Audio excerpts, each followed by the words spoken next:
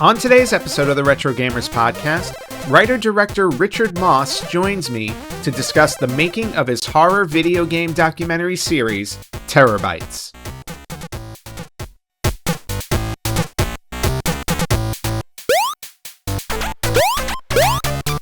Hello everyone and welcome to the Retro Gamers podcast, episode 421.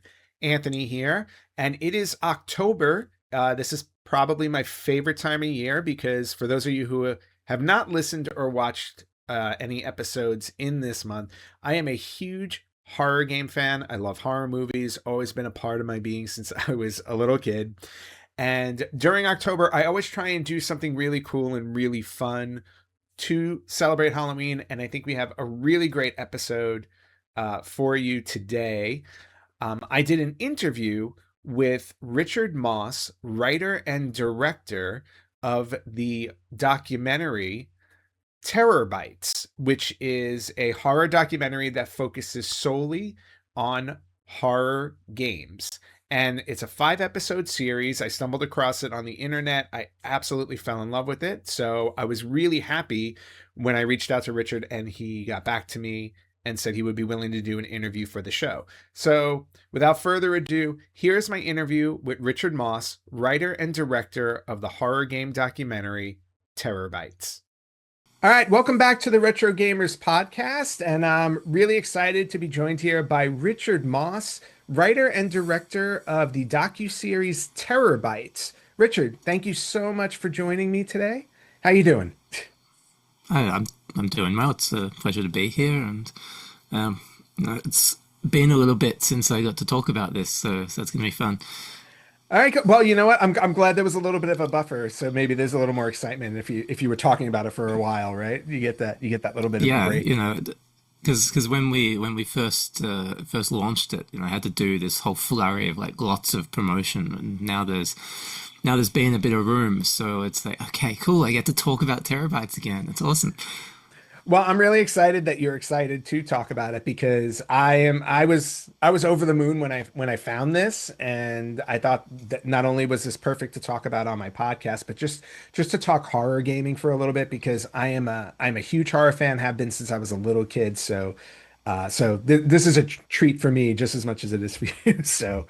But before we get into talking about Terrorbytes, I wanted to hear a little bit more just about you. I know you wrote and directed this, but just a little bit about your background.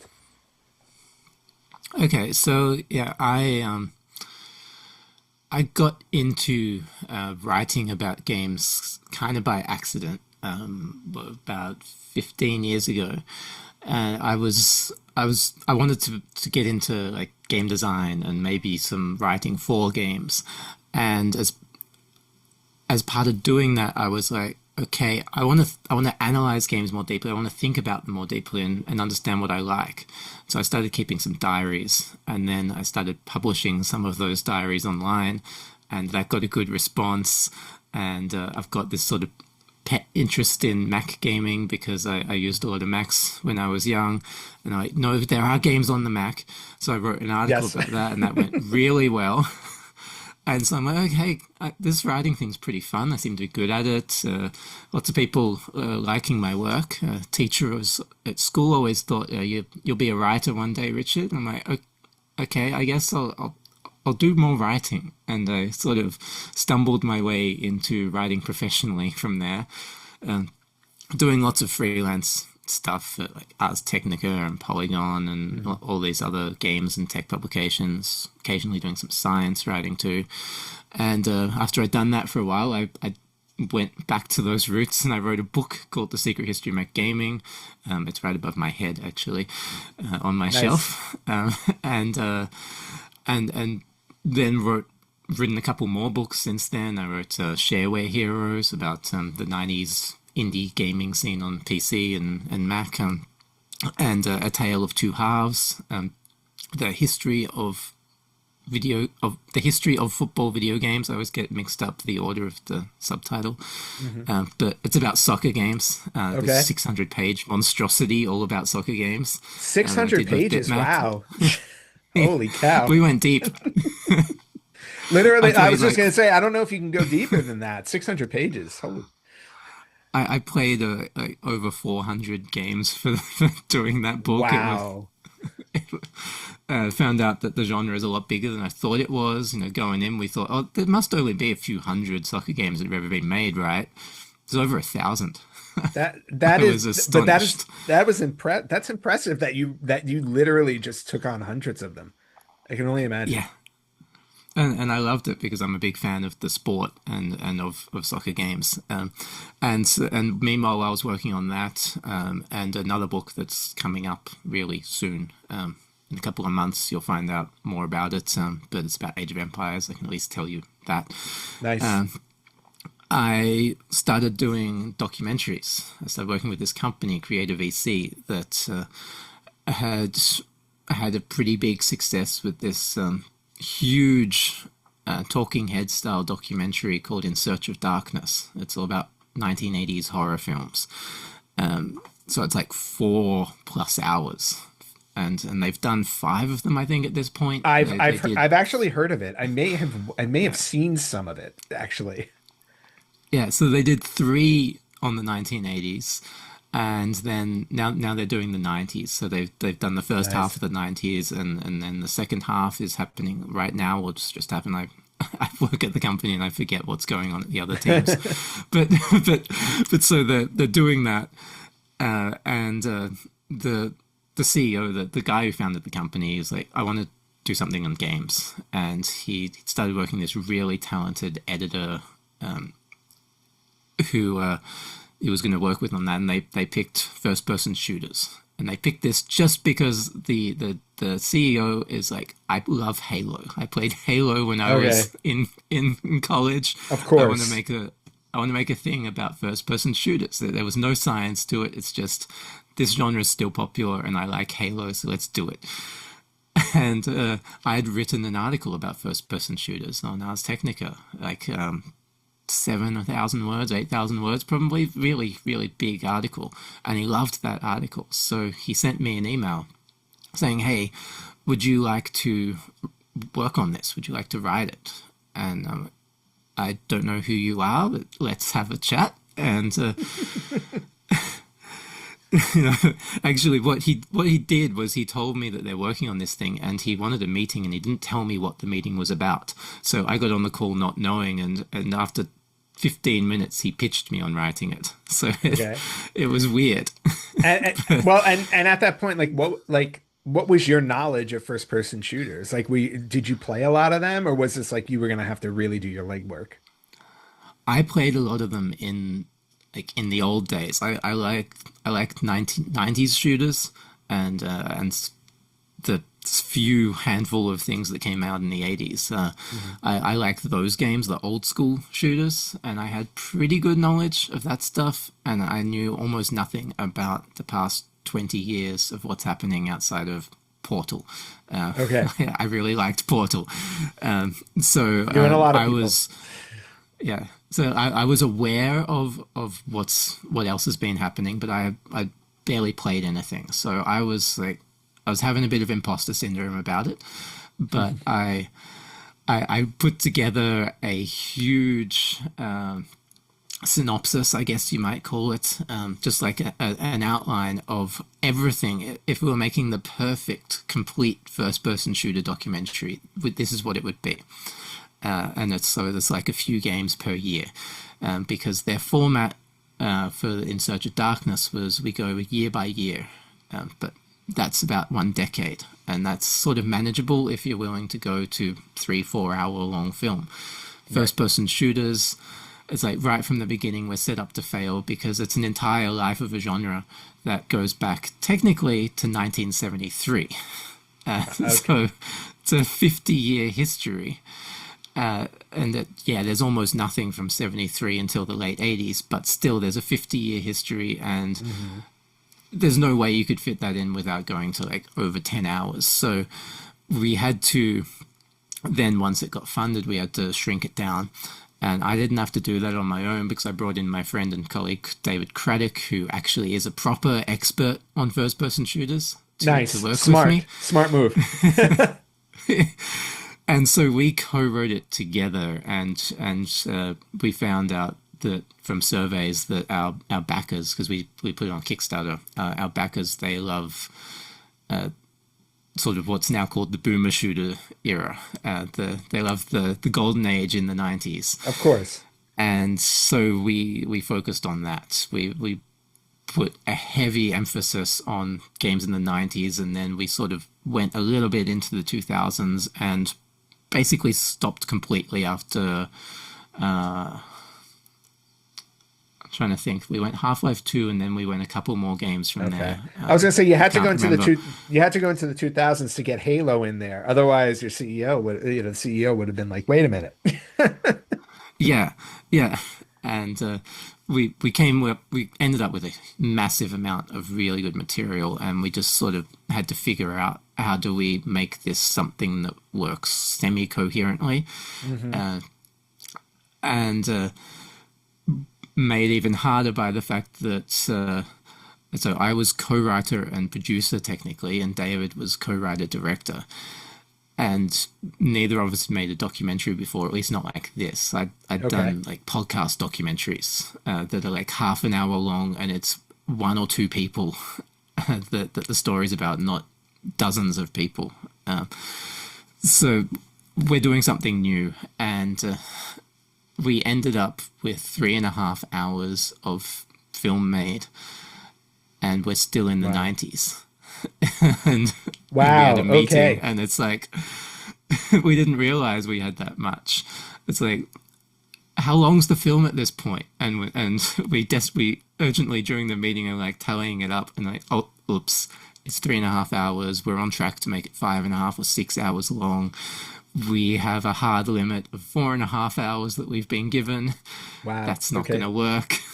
So we had to rip out a bunch of stuff. We cut a couple of segments that we'd actually finished. We made a lot of them shorter.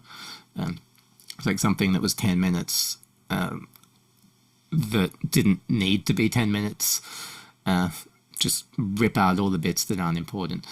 And so there are heaps of lessons from working on that about scoping and planning. Well, I was going to say trial by fire. That is the definition of trial by fire, where you're thrown in and you figure it out, and lessons are learned, right? Yeah, and we ended up with something that's pretty good. And David and I were very experienced storytellers, and we had some brilliant interviews, so we were able to put together what was a pretty good film and beautifully edited.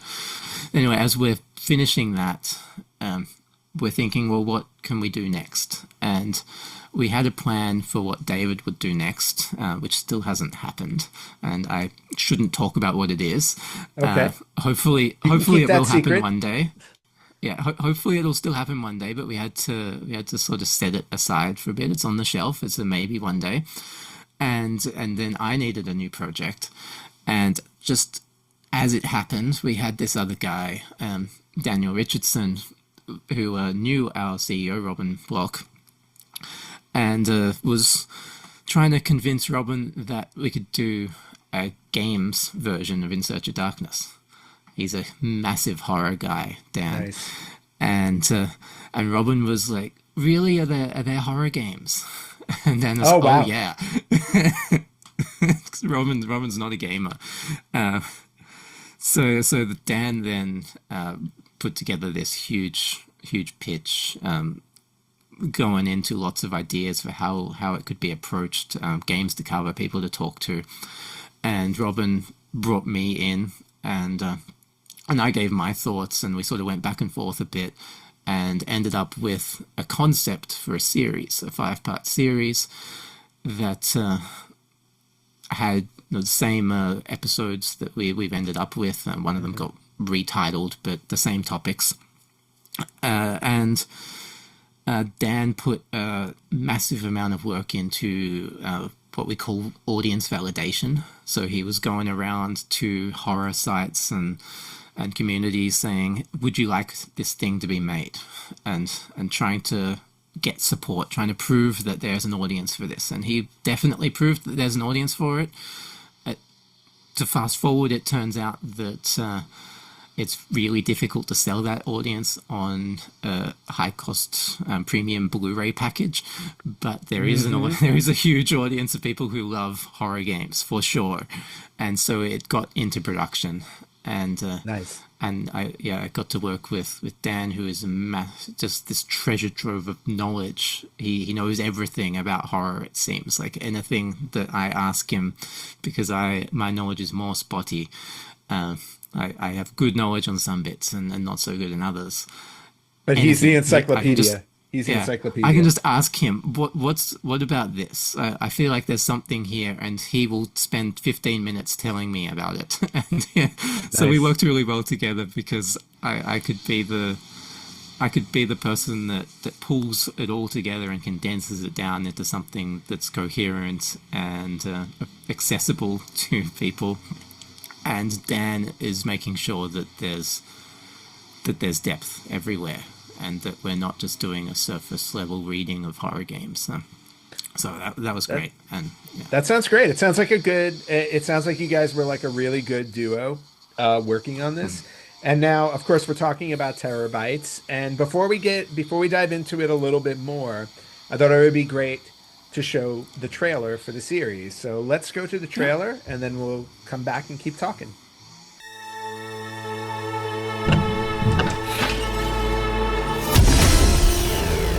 I think being scared makes you feel alive. Horror games were like a bonding experience for me and my friends. It makes you live this trauma. Putting that through the horror lens, dialing it up to 11. And of course, I always love the viscera. I think I got killed.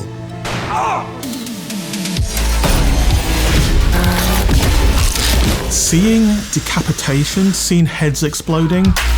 When I first saw it, I was like, oh my God. I literally jumped up out of my seat and like slammed the pause button. I think horror in video games kind of goes back to like the beginning of video games. The explosion of the video game craze hit us in 1983. Yeah, I mean, that was pretty rough for back then. Scariest game in the arcades. It was so good. Will this popularity last is the question. Well, the makers of video games are gambling that it will. The label survival horror came in '96. Resident Evil, Biohazard. Oh, that's a scary game. But then everyone tried to understand what was the precursor. Now we were like, we really got to finish this thing. We were scared to death. サイレントヒルっていう企画ができた時に、このタイトルであれば僕はゲーム音楽っていうのを変える。The publisher had to pull out of the contract, and we were like, okay, what do we do? What do we do?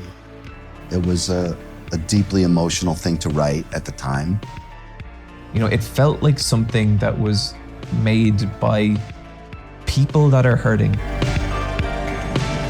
Because we're gonna get choked up about this. This is so much more than I realized it was going to be.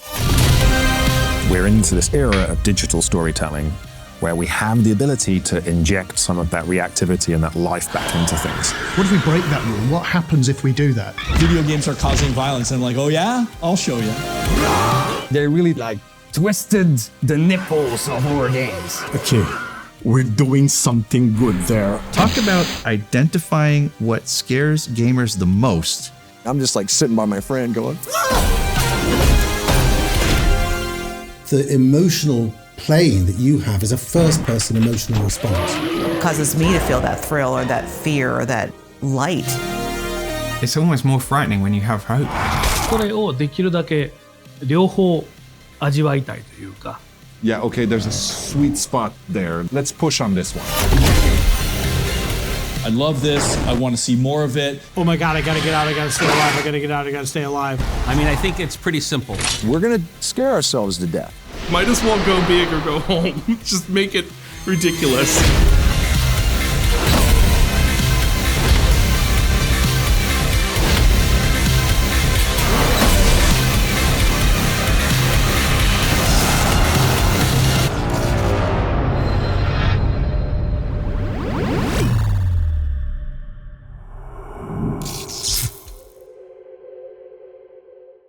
All right, so you were talking about yourself and Dan.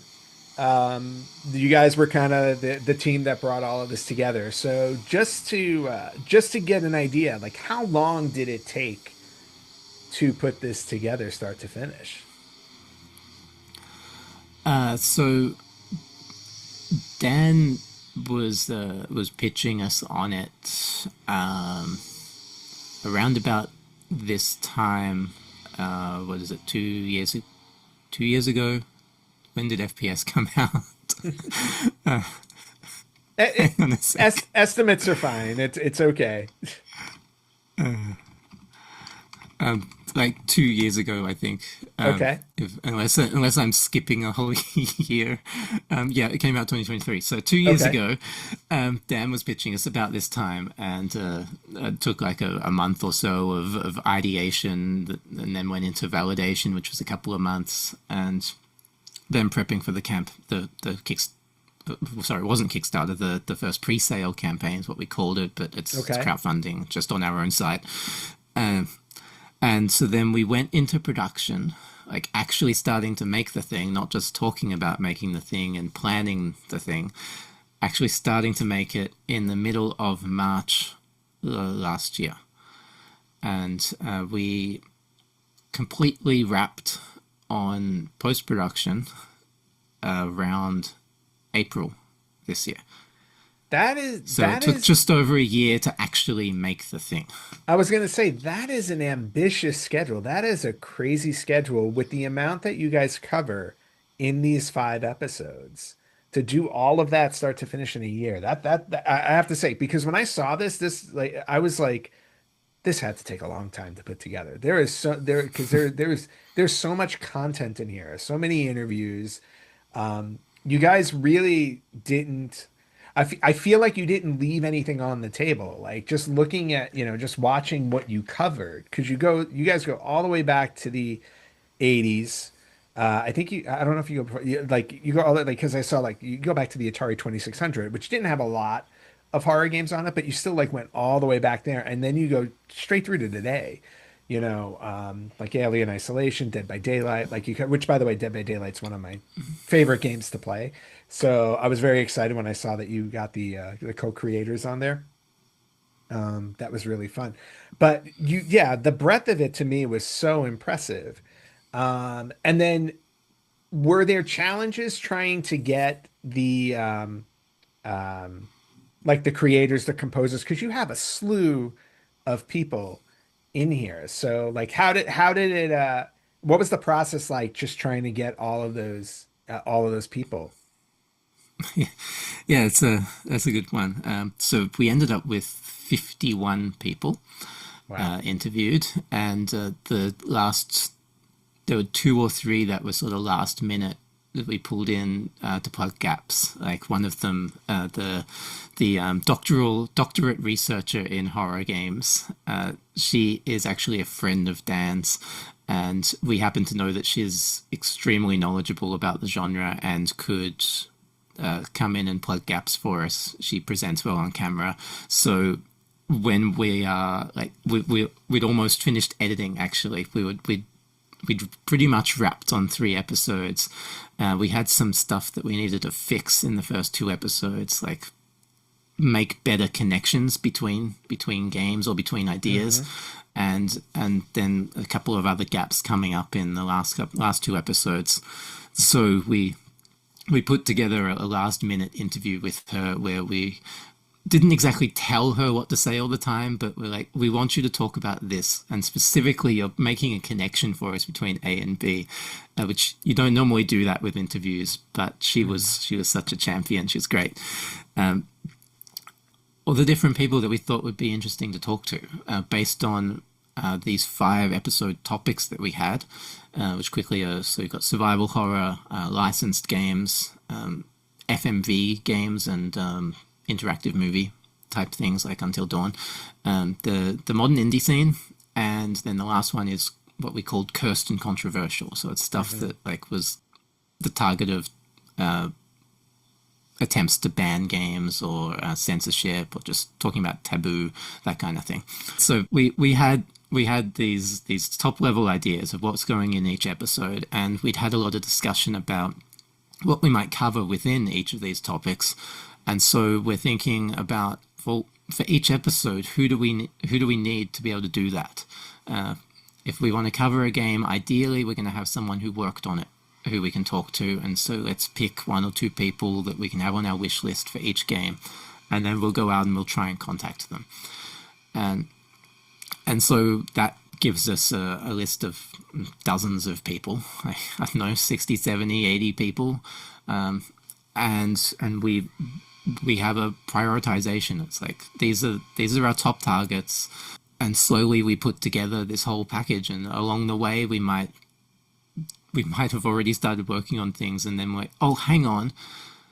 This person would be great to talk about this. And if we had the budget left, and the room in our schedule, then we would try and get them. And we ended up with a fantastic list. There's not much I can complain about, other than just the fact that we weren't able to get a couple of the biggest names. Yeah, but you got a lot of heavy hitters in there. Of the people that you did wind up interviewing, was there a particular favorite you had? And not that I want you to like point to one person, but was there somebody who like kind of made an impact when you talked to them? Or so like for Dan, scoring Akira Yamaoka, the composer of the Silent Hill series, that was huge, because he's a hero. So that's amazing coup, and like for both of us, getting Swery was a huge deal, because he's so interesting and cool guy. But for me, the most exciting one was getting Ken and Roberta Williams, because I love adventure games, and they're sort of on the bucket list of people to interview one day. A couple of favorites, Graham Devine, who was co-creator of The Seventh Guest. I was so gave excited. A beautiful interview. Yep, I was so excited when I saw him in the documentary, because Seventh Guest is one of my favorite games of all time. And he went to that place talking to it for us. I know him. I've talked to him before, and maybe that helped. But he was really willing to go deep on it and get emotional, and so he was a very beautiful interview, I thought. That's cool. Let's get into a little bit of each episode, just to, again, I don't want to dive, I don't want to give away the farm here. And the first episode, which I know is available on YouTube for, as people can watch the first episode for free, to give an idea on what the rest of it is going to be like. But talk to me about that first one, like the whole entry into enter the survival horror. That was a really tough one, because you could make an entire 4, 5, 6 hour documentary just about survival horror games, right? Yes. And so we knew that it was going to be challenging right from the start, and it was going to be really important, because when people think horror games, a lot of them actually just think about survival horror, and they don't even realize that, there's other kinds of horror games. So I was like, I need to push this down the road. So we did post-production out of order. We made episode 3 first, then we made episode 2, and then 1, so that I could have extra time to think about it and to figure out what the style and the voice is of this series. And all the while, I'm constantly thinking about, how is this actually going to come together? We have a vague idea of it. We have sort of a bullet point list of these are the games we want to cover. But then how does that fit together? I want every episode to tell a story about its topic. And I want this survival horror episode to not feel too like flighty, too airy. It's got to have some meat to it. People who are fans of Silent Hill and Resident Evil, they know their stuff. They are experts. Yes, they are. But we don't have room. Like, even when we got the all clear to make it longer, to make it a feature-length opening episode instead of an hour, which is what we're supposed to be targeting for every episode. It still is not enough space to to do a reasonable job going into the depths of those series. So we had to pick just a few games from each of those series to cover along the way, and to not try and be all encompassing. You can't do that. You got to focus. You got to have something that you focus on, and that really that comes largely out of the interviews. And so Silent Hill 2, because we were able to get Jeremy Barstein, I forget, who worked on the translation and worked very closely with the writer of Silent Hill 2. We knew we had to focus on the story there and on the plot theming, and this thing with James and the like the underlying narrative there and what's going on, and as it turns out what it means to Jeremy and how the game. I'm trying not to give anything away, people who haven't seen it, how his life events have changed his perspective on understanding this character and this character's relationship to his dead wife.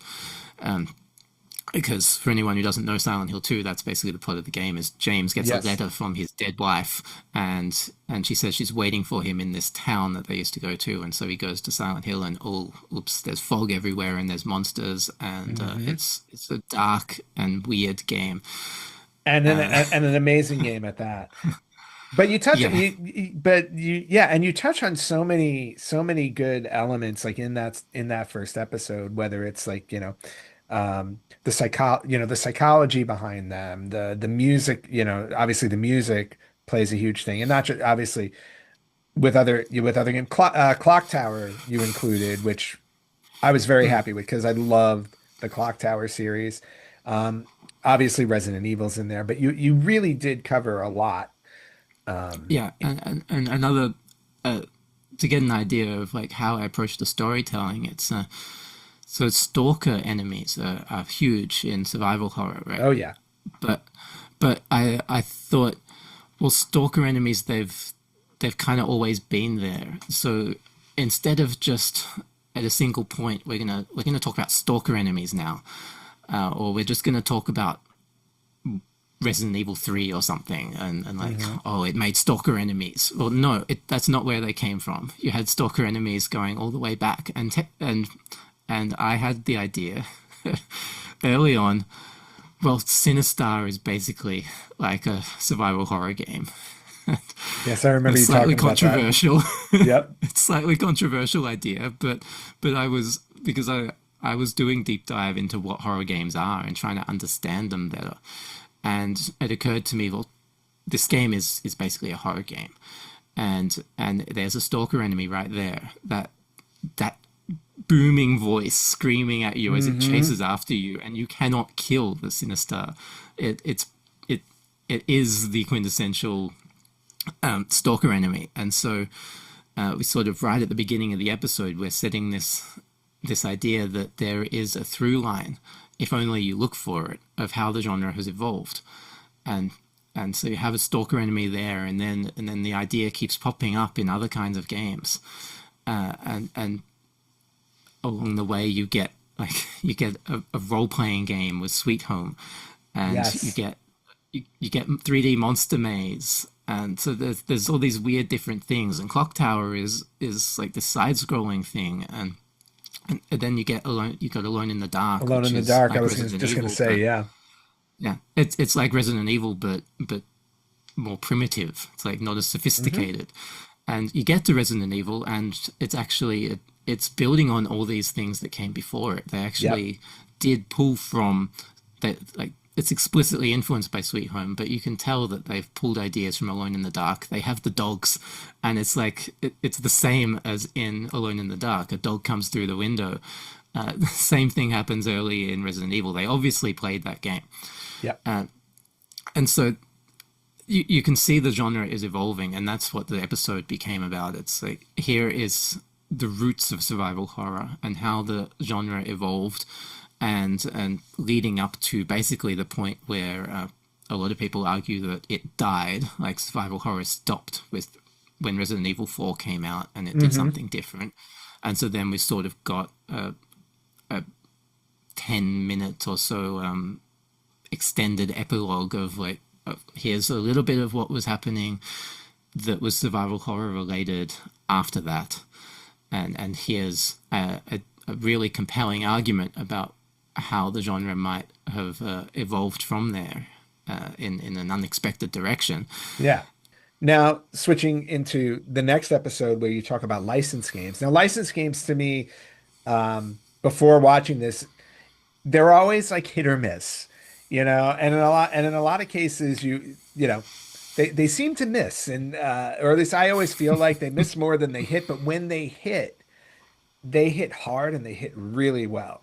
So, so it was cool to see just an episode focused specifically on licensed games because they're challenging in their own right. Our earliest idea for that episode was going to spend a lot more time talking about the bad games. Because, when you think of licensed games, at least if you're of a certain age, when you think of licensed games, you think of shovelware. You think of just horrible games that are put out for a quick buck, and the poor developers have been given some really quick turnaround time, and it's impossible for them to make a good game. But as we were working on it, it became apparent that there's so much good stuff that we can talk about that it would be a waste to spend any significant amount of time talking about the bad games. So we really only talked about bad games briefly as part of a whirlwind tour through the 8-bit era at the beginning, where we're setting the scene for the idea of adapting a game from that's come from a movie or a book or something. So then what the episode really became about was how do you adapt something from another medium into games and do it well? How does that actually work? And how have other forms of media influenced games? Because it's not just licensed things. You also have lots of games that are pulling very liberally from Gothic fiction. Like Gothic fiction in horror is huge. Oh yeah. Dracula, Bram Stoker's Dracula, Mary Shelley's Frankenstein. They're in everything. They are all over the place. And Lovecraft. People love Lovecraft. Yes, they do. It keeps popping up everywhere, and so we're looking at that. At how do these particularly literary broad influences make their way in? How do games get explicitly adapted, and then also throwing in like Deadly Premonition, which is like Twin Peaks the game, but it's not licensed, so we're going to make it a little bit different.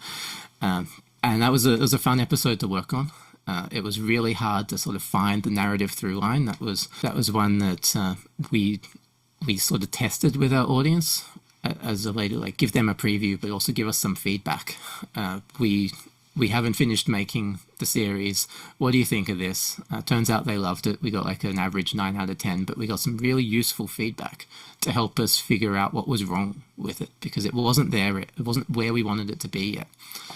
This is what happens with storytelling. Sometimes you get so close to it, and you can't see that people don't have the context that they need to understand the story that you're giving them. So the challenge with that episode was just how do we connect these little silos together, because this is not, licensed games did not sort of evolve in a meaningful way like survival horror did. They're all different, and they move across different genres. The Thing is like an action horror thing. There's a survival horror elements, but it's doing that. But then I Have No Mouth and I Must Scream is an adventure game. It's a completely different genre. Yes. Well, and that's and that's the thing. It's like that. I was going to say that licensed games are going to be, you can go anywhere with them because of the license that you're getting. So so there's definitely a challenge there because you don't have that one definitive genre for the game. But you like you said, like doing that with a test audience gets you the information you need to try and figure out like how to put what pieces you need to get that connective tissue, and that and it worked. Yeah, and we got to cover some cool stuff. Like, I Have No Mouth and I Must Scream. That was so great getting to cover that. That's one of my favorite horror games. It is gut wrenching to play. The darkness within that story. Anyone who has read the short story from Harlan Ellison, it is brutal. It's maybe one of the darkest stories ever written. I have not read that. Of their existence. Yes. I have not read that in a very long time. It's been at least 20 years since I've touched that one. And in the same way, it's like Alien Isolation. It's like, how do we finally make an Alien game that captures what people felt when they watched the movie? And boy, did that game capture xenomorphs that you can kill. Yeah. That game captured it in spades. That is a frightening game. It really is. Of course, Dead by Daylight. How do we pull in all these different IPs into one single universe? It's cool. We got to talk about lots of different interesting things, and it was just hard to figure out how to make them connect. That was all. Yeah. Well, and then to just turn it on its head, going from something where you had a variety of different like game styles to now the next episode, which was about narrative nightmares. And this one I was really excited about because this is the one that covered like Seventh Guest and games like Until Dawn, which I love these types of games. I had a Sega CD when I was younger, and full motion video was all that system was about. So like I touched a whole bunch of these types of games. Oh, I loved working on this one. Like you, I'm a huge fan of these games.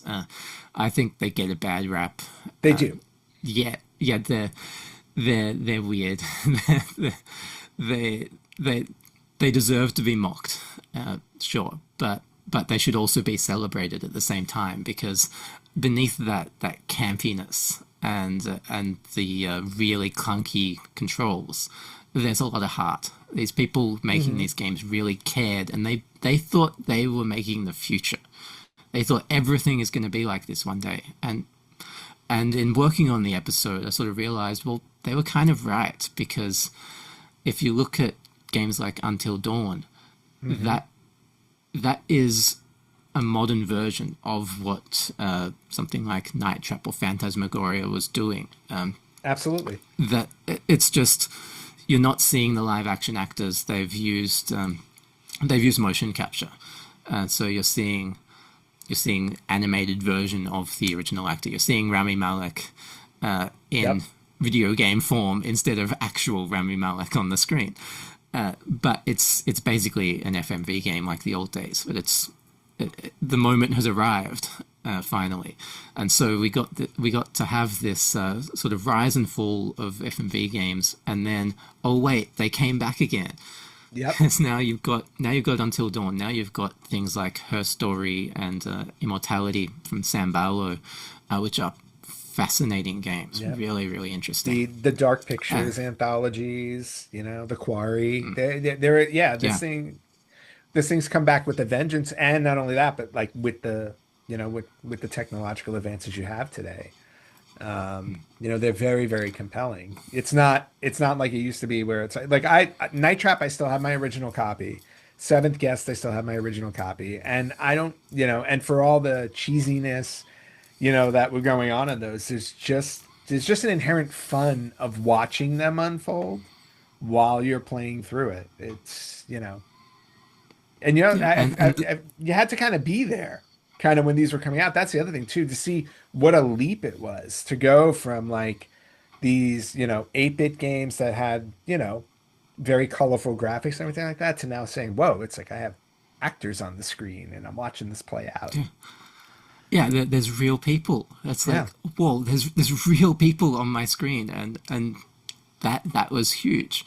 And the games ended up being really campy and cheesy and just totally clunky because the technology wasn't there yet. They had the technology now at that point to put real people on the screen.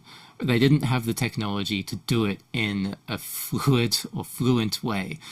And even just putting them on the screen was taking a lot of innovation. Yep. Like the Seventh Guest, talking to Graham, it was fascinating hearing him describing how he built the technology, because he was the programmer, and I wasn't able to have all of this into the episode. This is something that I did have to leave on the table, some of the detail. But I was hearing about how he's adapting this camera footage to work in the game, and there are some bits that we did get in, like how they had a blue screen, or blue or green screen, whatever color the screen was, but it wasn't. It was a blue screen, but it's not actually entirely blue. It was sort of purplish. They bought it from Home Depot, and he thought, that's not a problem.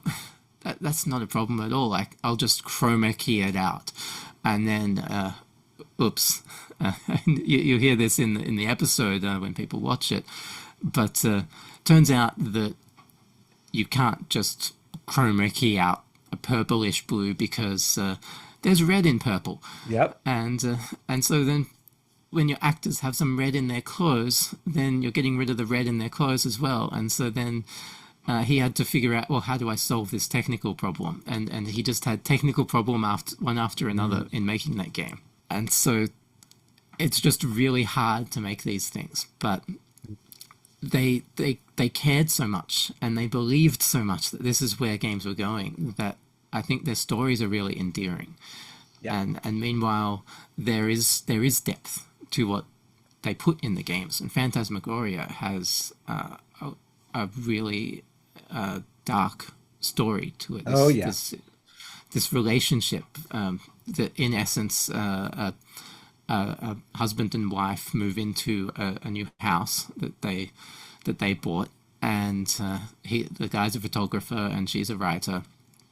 And over the course of the game, he transforms into something different. He kind of becomes a monster, and so it is dealing with this very relatable and human experience of the person that I trust most in the world is not who I thought he was, and it goes really dark.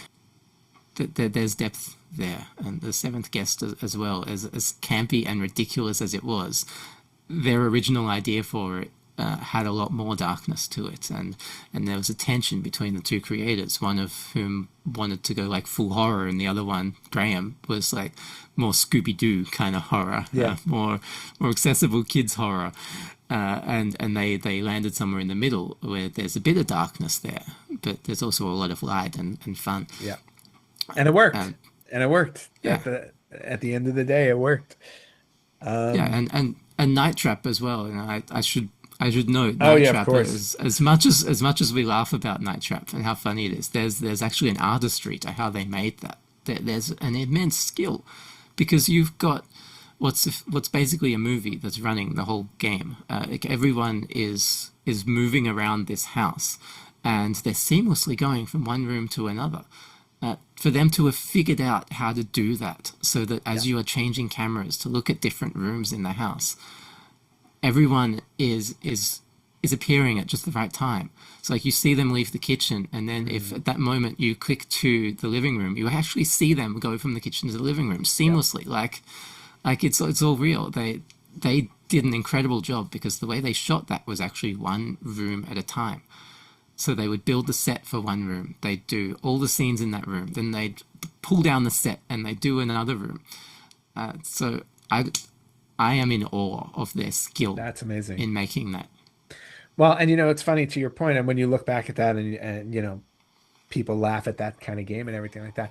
Every time I think about Night Trap, and this will lead into the next episode you talk about in the Indie Revolution, I always think of Five Nights at Freddy's, because Five Nights at Freddy's has the game mechanic that they showed off in Night Trap. They just did it, obviously they did it a little bit differently.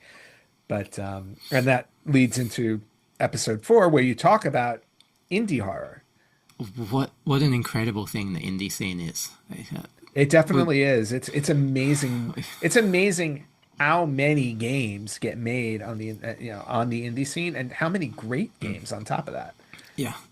Yeah, I think this is where horror really is now. It's like the indie episode is about how we got to where we are now.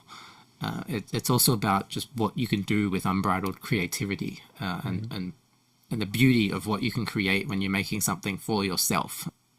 We're looking at the modern indie scene, but instead of looking at like right now, here's this massive ecosystem of indie games right now. It's how did we get to where we are right now? And so that means going back to the Flash game scene. And that means going back to things like Amnesia, The Dark Descent, and the original Outlast. And then picking, it's really actually quite difficult to picking the heavy hitters and the most influential, most important games that have led from there to where we are now. And of course, Five Nights at Freddy's has got to be in there. Of course. Love it or hate it, it is a phenomenon. It's a huge game. So we'd spend a little bit of time talking about that. We weren't able to get the creator, so we sort of kept it really tight and just talk about that big idea of that switching camera and how effective it is when you open the door and oops, there's one of those animatronic monsters right at the door, and it's gonna like eat you. It's a very effective game doing what is basically jump scare horror, which the youngsters are really into their jump scares. And so we asked a bunch of designers, well, how do you do a good jump scare? And so we got some really good insight in there in that episode. I thought that the artistry that actually goes into doing a good jump scare as opposed to a cheap jump scare. The better jump scares are the ones that have the build up, the tension, and games like Outlast do that very well. And so it's interesting to hear people talk about how to do it well and how to do it cheaply. It's also just really cool to hear stories behind all these different games. Like I love Lone Survivor. I thought it was a really interesting game, and Jasper Byrne, the creator, we interviewed him, and we got the quite heartwarming story of where the game is come from, which, not to spoil too much, but it's rooted in personal tragedy as well as loneliness that he's experienced, and he put what he was going through into the game as sort of a form of therapy, and a lot of indie games do that, and I think that's really cool. Yeah. Well, again, it's one of those things, like you said in the beginning of this, where it's like indie games are created like through just passion and love for something specific. You're not being hired to make it necessarily or anything like that. It's like, this is something that's really personal to the creators. So when I find when these games come out, you can see that in the experience. And I think in your episode you touch on that when you're talking about when you're interviewing these people and getting their thoughts behind all of these things. Probably my favorite segment in the whole series is in episode 4. So I think episode 3 is my favorite episode, but in episode 4 we've got this segment towards the end. I called it Desolation. And it is, or I might have called it just Desolate. Anyway, it's about the 4 different games. I think it's four games, and the different ways that they deal with this idea of hopelessness and desolation, and being othered, and what you can go through when you're facing this stuff. Like, so What Remains of Edith Finch, anyone who hasn't played the game, it's about a girl whose family is cursed. Like the whole family believes there's a family curse, and quite rightly, because everybody dies. Yes. All of her siblings, her parents, her grandparents, everyone is dead. And the game is about her revisiting the family house, and you go through, you experience each person's death, and it's gut-wrenching game. I was about to say, I played that game, and the only words I can come up with it was absolutely gut-wrenching. It hurt to want to go through that game. It really did. But again, it showed just how well done it was made, and I'll never forget my experience going through that game. Likewise, and I had to play it twice for the film because ouch, the first time I captured the footage, something went wrong with the capture, and so it was low res, and I had to redo it so that I would get the full resolution. Of course, to put in the dock. So then going and playing it again when I've just finished it was really painful. Salt in the wound. I suffered for the art, and I got through it. Well, it was worth so that segment it goes into that and Swery's really interesting game. The Missing. The main title is The Missing, and it's about this girl who I don't want to give away the reveal, but the girl it's dedicated to people who are different, and the girl kind of goes into this dream world, and in this dream world she cannot die, so she kind of gets her limbs all blown off. She can just be this little blob that's got a finger left or something, and then you press a button and you regenerate, and nice. The game is about blowing yourself up again and again to regenerate, and that's sort of a metaphor for what we do as people. We kill ourselves to grow, to develop, to become better people. We're constantly killing ourselves again and again, metaphorically. So all these games are dealing with this sort of idea in a different way of helplessness and being othered, and I'm proud of the way that turned out, and so that's my favorite segment. All right. Well, I'm glad you have I'm glad you were able to pinpoint your favorite segment in there. That's awesome. And then of course, at the end you have the last episode, which is Cursed and Controversial, which I always find entertaining hearing these types of stories, especially when you get around the controversy, because we lived through the 90s when games like these were getting attacked, not just by parents, by the government. Like people were coming out against games constantly. We thought right from the start you can't really talk about horror in games without talking about taboo. Just like horror in movies, same thing. You gotta talk about the taboo. It's right there. That's what horror does. Horror is about the things that you can't talk about. Horror is taboo at its core. So when you put taboo in video games, it's immediately controversial because a huge chunk of the population, especially people who are like older generations, think that video games are for kids, and so anything taboo should be off limits because games are only for like 10-year-olds, and it's not appropriate that a 10-year-old should be seeing this nudity or this violence. You can't put that in video games, but you can, because games can be for adults too. And there's that tension, and so we looked at like Night Trap got completely overshadowed by its controversy. It got sucked in to the congressional hearings against video game violence, even though it's so campy and ridiculous and silly. You've got these vampires, they're just dudes dressed in black who have this weird contraption that they put around someone's neck and they drag the person away. There's a violence to it, but it's silly. It's really silly, and anyone who actually played the game would not be able to take it seriously. The game is a satire of horror films. It's not a horror game itself, but it sort of ruins the life of its designer for a couple of years. He lost a girlfriend to it because she got sucked into it. She's like, I can't be associated with you because you made this disgusting thing, because that's what was all over the media. So his relationship exploded, and he was subject to lots of hatred, and no, in his case things worked out all right because he went away and he made dogs and cats, these like desktop pets things that if you're using computers in the 90s, you might remember that you could get like a puppy or a kitten on your computer that you would look after. Oh yeah. I do remember he made that. Oh, that's awesome. Good that was recovery. His next thing, and he did that intentionally because he's like, how can I go as far as possible away from this controversy? I'm going to go to the cutest possible thing I can do.